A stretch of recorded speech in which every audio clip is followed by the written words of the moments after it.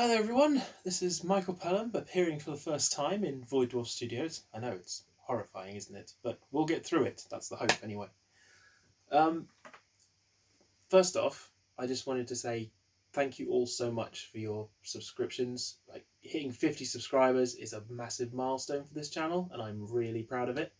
And I just wanted to say thank you for everyone who's supporting me and helping me out, especially during this COVID nonsense that we're all going through. And because I wanted to keep making sure content was coming out, we're going to be experimenting with a few things. And luckily for me, I have an amazing assistant in the shape of my fiancée Tanya, who is behind the camera. Hi, Tanya. So what we're going to do today is just a quick little video just to sort of re-update you on the reason why I'm doing this. Tanya's just going to ask me questions to prompt me because my mind tends to wander unless I have some kind of script or something I've written down to keep me on track. And just sort of let you know a little bit about me and why I'm doing this and what I hope to do in the future.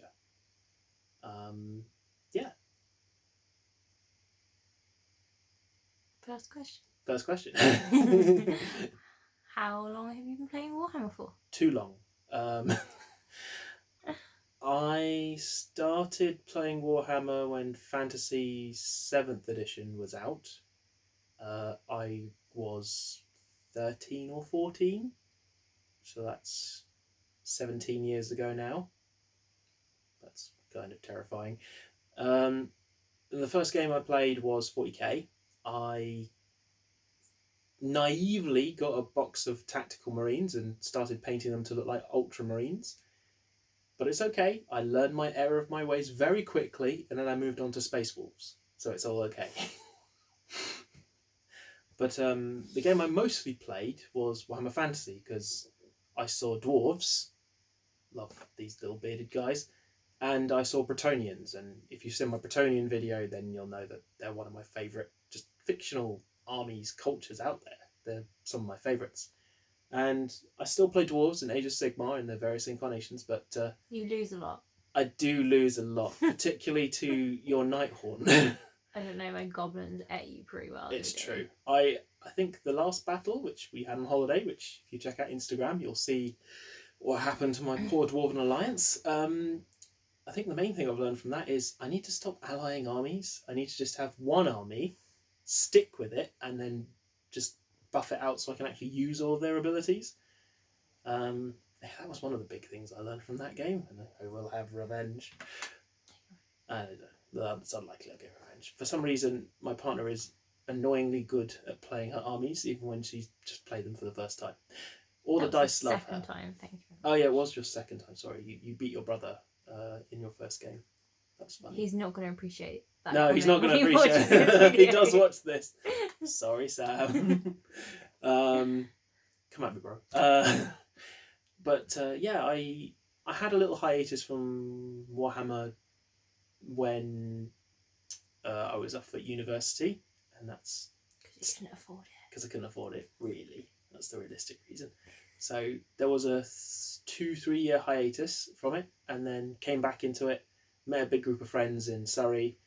Played D&D, Warhammer Fantasy, and Warhammer 40k, and all kinds of other variations of the game, and just kept going.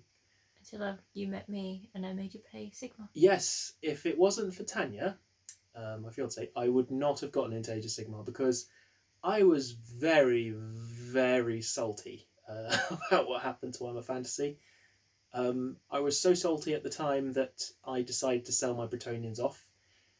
And when Warhammer Fantasy announced that it was coming back, I believe my first words out of my mouth when I read the description and saw the trailer was, "You son of a bitch." Beep. Yes, thank you for that censoring.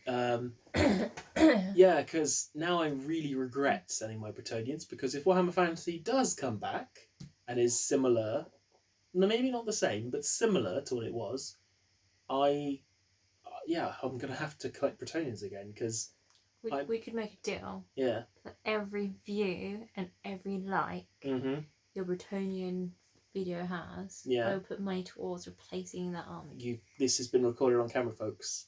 She has said it. let's get a 4,000 point army going, please. Hey. That only cost a couple £100. How much have I spent? I know. I think in 1 year you spent more than I did in 20. That's what happens when you have income, people. Actual decent income, and not being a student or a teenager.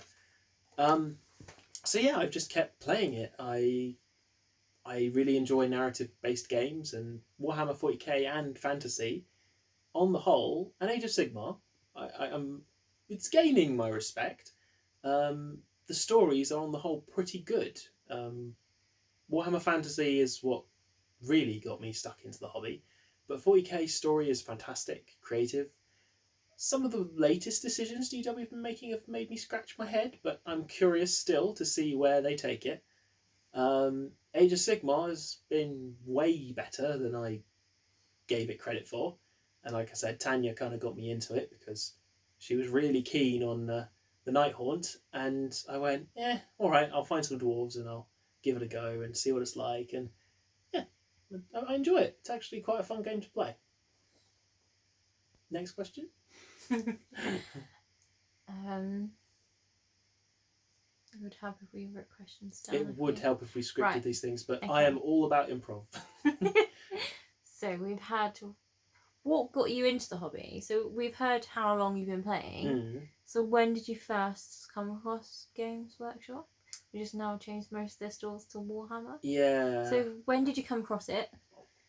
And what hooked you in? I came across it because the model store... My dad bought me like miniature planes and tanks and army soldiers and stuff, which me and my brothers really liked. I have fond memories of a Spitfire that I built and painted, which broke relatively quickly afterwards because I was not very gentle with these toys. And literally across the road from this shop was a Warhammer store, which I was constantly passing and constantly seeing all these fantastical fantasy sci-fi miniatures in. And the main reason I stopped playing these miniature sort of real life wargame miniatures was because there wasn't a game. Like, not really, not back then. None that I found when I was little. Oh, so there's plenty now. There are loads now. Like, Hail Caesar is the first one that comes to my mind because I got a box of those, and just because I love Celts, painted people, just hilarious. I love it. But yeah, there wasn't really a game back then, and it was really hard to find people who were interested in playing the same game. And yeah, I just saw Warhammer Fantasy and 40k, and I just sort of went, well, you can actually play with these, and it's a very social hobby, and I just enjoyed it. And yeah, that's kind of what got me into it. I didn't have a lot of encouragement from my folks, but at the same time, they, I think, appreciated that it did get me out of the house, and I got to see new people and got to experience making friendships and stuff. So yeah, I think it had a lot of positive influences on my life in that regard. It made me a much more social creature, that's for sure. So, if you're going to encourage people into the hobby, what is the main pros?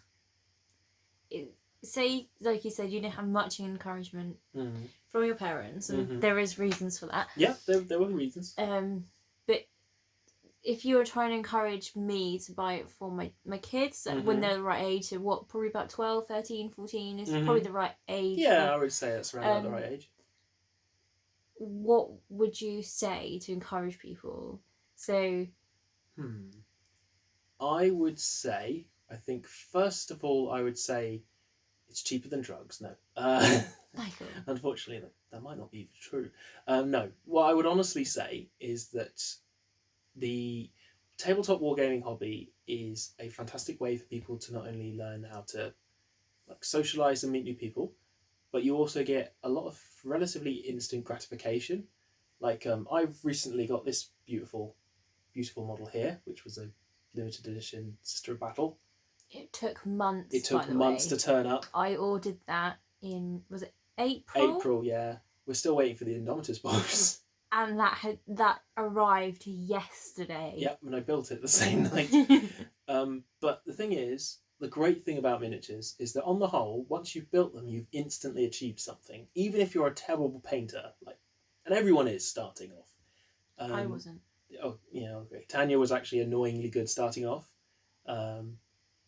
Anyway, but yeah, the hobby gives you a lot of very easy sort of. You can see a clear progression.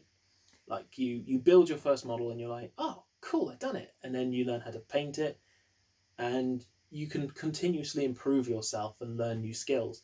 And the entire time you're doing this, whether you prefer painting over playing, or vice versa, you're being social with other people. You're getting to make groups of friends. And these are people who I found, on the whole, I can actually spend time outside of the hobby just doing random stuff with. Like I said, I made a group of friends who all played D&D, Warhammer, went out and did random things like LARPing or all kinds of stuff like that. So if you're a geek, you will fit in very easily. Well, I think anyone fits in. But everyone fits in. I think my main thing is if you have a child that struggles at certain things, so like maths. Yeah. There is extremely good ways. Oh yeah. Of getting them even rolling some dice. Exactly. Absolutely. You know, get them interested that way and working out how many soldiers they're taking, or in my case, how many gasts I'm taking, whether I'm taking my whole 50. Yeah. You know, and just in general creativity, because you don't have to follow the themes of what everyone else is doing. You know, you don't have to paint it the way that Games Workshop have it on their boxes. None of my armies match any. No. No, they don't, by the way, everyone. It's a source of continuous frustration for me. I'm not going to lie. But she's absolutely right. It's like for example, I don't know how well you'll see it on that camera, but this is my Emperor's Champion. Now, would you like me to zoom in a bit? If you can, that would be amazing. But technology, people. So yes, people, that's my Emperor's Champion, and you're probably wondering why he's gold, or at least a goldy colour. And the simple reason for that is, I decided that the Emperor's Champion was supposed to be a representation of the Emperor, and the Emperor wore lots of gold. So I figured this is how I will do my interpretation. But according to the Codex and the books, they're never gold. They all wear black armour, like every Black Templar does. And the main reason I did mine different was I thought it was a bit boring having him black, because whilst black is cool and works in almost many situations, I just thought that if he's the Emperor's Champion, he should look like the Emperor's Champion, you know? Just look a bit more shiny and badass. I mean, this is a guy who wanders forth and takes on really powerful leaders or monsters. He wants to stand out from the crowd, you know? And it makes it much easier to find him in a sea of black miniatures. That's the real reason. That is probably one of the real reasons, yes. So, what are we doing next? So, me and you have been working on a podcast. Yeah, we have been working on a podcast. The main reason that's, as you all are aware, my technical difficulties.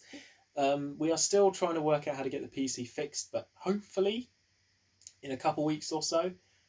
But in the meantime, like I said, we'll just try and bring out content in different formats and see how that works. We could do a few more painting tutorials. That's true. I can do a few more painting tutorials. I say we. It's a royal we. Yeah, it's the royal we. We're very royal in this relationship. There is a royal we. It means me, by the way, just in case you weren't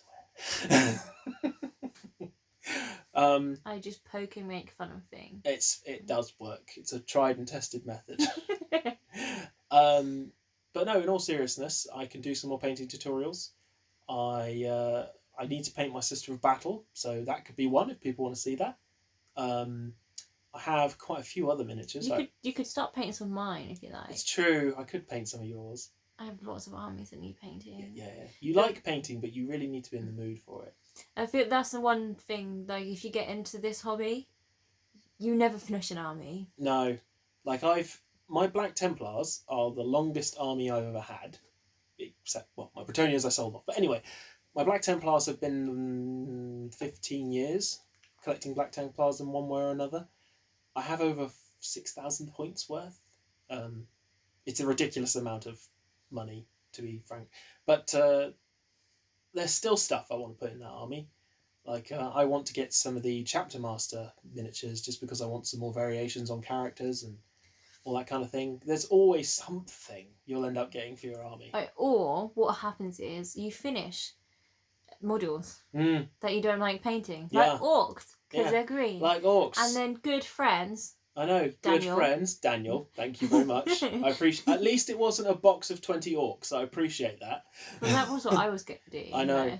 He beat me to it. She was going to get me savage orcs, people. So much green. So much You've green. got them coming for my premium, for my Mortal Realms. Oh, that's true. Yeah, but they've got armour on them. That's not as bad. It's pretty bad, but it's not as bad. Well, I'm hiding the contrast paint. Oh, no. So yeah, there's that. But yeah, I do love painting. I find it, and I think a lot of people, especially young children, can find if they're able to sit down and paint, then you kind of zone out a little bit and you just enjoy the process. And people, I mean, it relaxes me, and a lot of people I found it relaxes, and I think that's why it's really nice when you go to a DW store with a bunch of people you know, and you start painting, and you just kind of chat to each other as you paint, and make each other laugh and encourage people, and talk about Lord of the Rings a lot. Talk about Lord of the Rings a lot. Every single geekery kind of meme or reference under the sun, or 40k or fantasy, whatever. There's a lot of that kind of stuff going around. So, hopefully, guys, in the next couple of months, we'll be putting a deposit down on a house. Yeah. Which means we'll have room for Michael to finally do his campaigns. Which is the goal. There are loads written. I have a book full of them. It literally says Warhammer campaigns. And hopefully we'll be putting some videos up of games that we play. Yes. Which will mostly be me beating him. Yeah. How many times have you won against my Nihon army? Twice, I think. And my goblins? Well, thus far we've played one game. How many times have you won? I've only played one game. I will my Space Wolves? How many times have you won against my Space Wolves? I've always been playing my orcs. No. My orcs is my fun army. My Black Templars are my serious army. That is how I've always done it. This is why Sam has never beaten me, because I always play him with my Black Templars. But I feel like you're now challenging Sam. I feel like I'm now challenging Sam. But we do love each other, really. It's true. We just have a lot of banter and it works. Especially really, when it really comes well to Warhammer. Yeah, absolutely. And a little bit of competitive fun is always nice. I'm not competitive. Finish painting your Nighthorn army. I'm going to buy you more ore. I won't push it. I will buy you a starter box. Great our relationship is. She threatens me with more Warhammer. I am the luckiest man on the planet. This is why I'm marrying this girl. I'm going to buy you, the greenest army I can find. Savage Orcs. I think probably that's Savage Orcs. I'm going to buy you, 2,000 points and make you paint them all. How many likes can we get for Savage Orc army? So yeah, campaigns will be coming soon. Yeah, because I'm guessing they're probably January time that we start doing a campaign. Realistically, yes. Between work and everything else, the house and stuff. Yeah. And I mean, realistically, what I want to do campaigns mostly because I want it to help the channel stand out.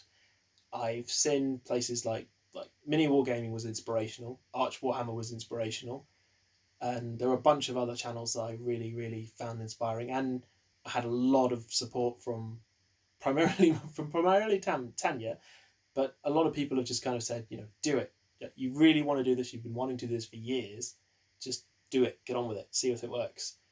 And I want narrative campaigns to be the thing that makes the channel stand out, because I feel that it is something special when you can have a story that can continue on and go down all kinds of different avenues. I think it's the story for anything that can make the crazy, the ludicrous, the ridiculous seem cool. People love all the Marvel movies that come out, and I love all the Marvel movies, most of the Marvel movies, almost all of them. And the thing is, if it wasn't for a really well written story, I don't think people would really care that much. Whereas because the story is so well written and the characters are relatable, believable, and understandable, you get sucked in. And if I can write stories like that for miniatures, and people do that for D&D all the time, I'm basically just videotaping that and making that into something for other people to enjoy. And that's the hope. That is the hope, anyway. So yeah, I just wanted to say to everyone again, like, in all seriousness, thank you so very much for your views, subscriptions, your comments and support. It means a lot. This year, for everybody, has been topsy-turvy. Our year has been quite hard. We've lost a lot and gained a lot. And lost a lot. But we're on the up now. Fingers crossed. And I appreciate everything you guys do for me. And my hope is that this channel just keeps building. It can be something I can do full time, which would be beyond amazing. A dream come true, literally. And yeah, you guys get to have some enjoyable content. So if you enjoy that, please come along for the ride and like and subscribe to the video. Share it with your friends and family. If you're feeling particularly generous, have a look at the Patreon page. Thank you so much to Paintbrush Duelist and Douglas Lyon for your Patreon support. Seriously, it means the world to me that you guys are supporting me. And in any case, from me and Tanya, we hope to hear from you soon. Like, just before we go. Yeah, just before we go. The podcast we're doing. Yeah. Is about people that are new to the hobby. It's true. That is the point of the podcast. Because I've only been playing 3 years. Yeah. So I'm relatively new. So if there is any questions that we can answer during the podcast, because we're doing it with my brother Sam. Yeah. Just ping us the questions, we can answer it. That would be great. That would be really fun, actually. Yeah. So then we can. See, she's very smart, you see. we can answer them, and you can always ask Michael why I beat him so much at Warhammer when I've only been playing. That is a fairly important question. I'm still trying to figure it out. I think she's made some kind of dark deal with the dice gods, but who knows? Because I don't keep traitor dice. It's true. She always throws out the traitor dice. As soon as I give them to Michael. Yeah. Maybe I should just not accept her dice. Maybe they are traitor loyalist dice. She has the Alpha Legion of dice, people. The Alpha Legion of dice. No one knows whose side they're on. But yeah, put those questions in the comments below.